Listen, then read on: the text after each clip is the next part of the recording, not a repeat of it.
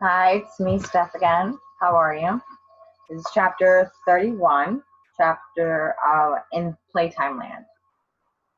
At last, the carriage arrived, and it drew up without making the least noise, for the wheels were wrapped with rags. It was drawn by 12 pairs of donkeys, all of the same size, but of different colors. Some were gray, some were brown, and some were dappled. But the strangest thing about them was the fact that instead of having shoes made out of iron like other beasts of burden, they wore leather shoes shaped like yours or mine. And the driver, Pinocchio, for yourselves, a short, fat, round man shaped like a butterball, with an oily smile, a little mouth that was always laughing, and a coaxing sort of voice, just like that of a cat when he is asking for something to eat. Every boy who saw him liked him at once, and lost no time in scrambling into his carriage. They wanted him to take them to that paradise marked on the geographies under the name of Playtime Land. And so on this occasion, the carriage was filled with boys, 8 to 12 years old, packaged, packed like sardines in a box. They were huddled in so tight that they could scarcely breathe, but no one said "ouch" or made any complaint. The thought that in a few years they would find themselves in a country where there were no books, nor schools, nor teachers, and made them so happy that they could afford to overlook the present hardships such as hunger, thirst, or lack of sleep. As soon as the carriage stopped, the driver turned to Candlewick, smiled upon him, and said in a fawning voice, "Tell me, my fine lad, do you wish to go with us to that happy land?" "Indeed I do, sir. But I must warn you, my child, that the carriage is full, entirely full, as you can see." "That's all right," replied Candlewick. I'd just as soon sit up on the box with you." And with a leap he mounted up to a place beside the driver. "And you, my dear," said the driver, beaming down blandly upon Pinocchio, "what will you do? Will you come along or remain behind?" "Oh, I stay behind," replied Pinocchio. "I must go back home and go to school as all good boys do. Much good may it do you."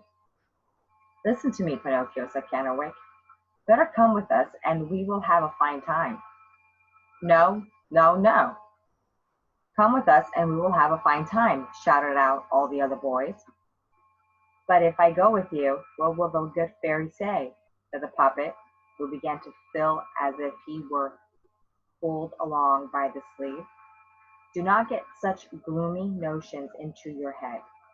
Think of the happy land we are going to, where we shall be our own masters and play around all day." Pinocchio's only answer at first was a sigh, then another sigh, then a third sigh. Finally he said, "Find a seat for me and I will come." "All the seats are full," replied the driver, "but I will gladly give up my seat on the box to you, and I will walk." "No, indeed, I can't allow that," said Pinocchio. "I would like to ride upon the back of one of those donkeys." With this he went up to one of the leaders and tried to mount it, when the little beast gave him a sudden kick, which landed him upon the ground. Of course the other boys burst out with rude and jeering laughter at this, but the driver did not laugh. He came softly up to the donkey and pretended to pet it, but really pinched its ear savagely. Meanwhile, Pinocchio, very angry at finding himself upon the ground, gave another jump for, for the animal's back, and he jumped so well that the boys quit laughing and began to shout, "Hooray! Hurrah!" for Pinocchio, at the same time clapping their hands. But just as he gave but just as they were ready to start, the donkey shot out its hind feet so suddenly that the puppet was hurled to the middle of the road and landed on a heap of gravel. Then the boys roared again, but the driver, instead of laughing, went softly up to the donkey and pretended to say something to it, while on the sly he pinched its other ear very coolly. Then he said to the puppet, "Now get on and don't be afraid." The donkey had some notion that the notion had some notion in his head, but I have told him it is all right. So Pinocchio mounted again, and at this time they started on. But while the donkey galloped ahead, the puppet fancied that he heard a low, scarcely audible voice say to him, "Poor dunce, you want to do as you please, but you will be sorry for it." Pinocchio, somewhat scared, looked on every side to see whence came these warning words, but he could see no one. The donkeys galloped on, the carriage rolled, the boys had become quite candlewick, was nodding, and the driver hummed contentedly to himself. They went another mile again and again. Pinocchio heard the whispered voice which said, simply ten. Simple, simpleton. Simpleton, bear this in mind. The boys who gave up study threw away their books and won't listen to their teachers and do nothing but amuse themselves always come to some bad end. And I know what I am talking about. I've been through it all. The day will come when you'll cry your eyes out, but that will be too late.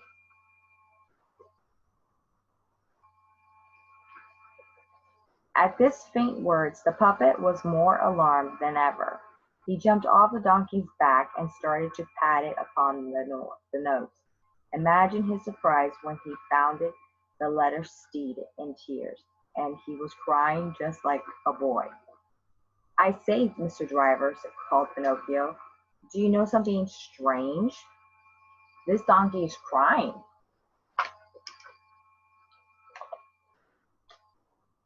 "Let him cry. He will laugh. He gets some hay. But he taught him how to talk. He learned a few words from having been 3 years with a troop of trained dogs. Poor beast." "Come, come," said the driver. "We must not waste our time upon a donkey who is crying. Remount your steed and let us go. The night is cool and the journey is long." Pinocchio did so. The carriage ran on, and by morning he had reached the country with the delightful name of Playtime Land. This country was like no other place in the world. The whole population was made up of boys. The oldest were only 14 years old, the youngest were over 8. In the streets was a continual racket of hooting and yelling that would drive you crazy. There were bands of urchins everywhere. Some played marbles or ball. Others rode the velocipedes, velocipedes or wooden horses. Some played hide and seek, others tag. Some went around dressed like clowns and tooting horns. Some sang or made speeches, or walked on their hands, or laughed or whistled. Others cackled like a hen that has just laid an egg. In a word, it was a regular pandemonium. such an uproar that you would want to stuff cotton in your ears. The moment that Pinocchio, Candlewick, and all the other newcomers set foot in the city, they at once mingled with the motley throng and in a few minutes had become friends with everybody. Who would be happier than they? It was glorious, and thus amid a continual good time and merry-making, the hours, the days, and the weeks sped by like lightning. "Oh, what a beautiful life!" exclaimed Pinocchio every time he happened to meet Candlewick. "She was I not right," replied Pinocchio, "and to think that you didn't want to come. You actually wanted to return to that fairy of yours and waste your time studying? If today you are freed, if you are freed from all books and school, you owe it to me, to my advice and urging. Only true friends can do such favors as this. It is true, Candlewick. I have to thank you. I have to think for it all. I have you to think for it all. And yet my teacher was always saying, do not have anything to do with that rascal, Candlewick. He is a bad boy and will never give you bad advice. And will give you bad advice. Sorry. Poor teacher, replied the other wagging his head. I'm afraid I really did give him a good deal of trouble. But I forgive him. Noble soul, said Pinocchio, embracing him. In this fashion 5 months slipped away. They spent the whole day in idleness, in idleness, idleness, and idleness and games, without once opening a book or seeing a school.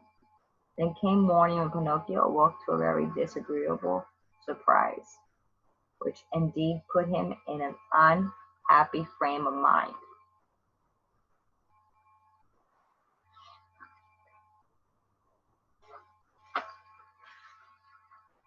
That's him when he woke up. Okay.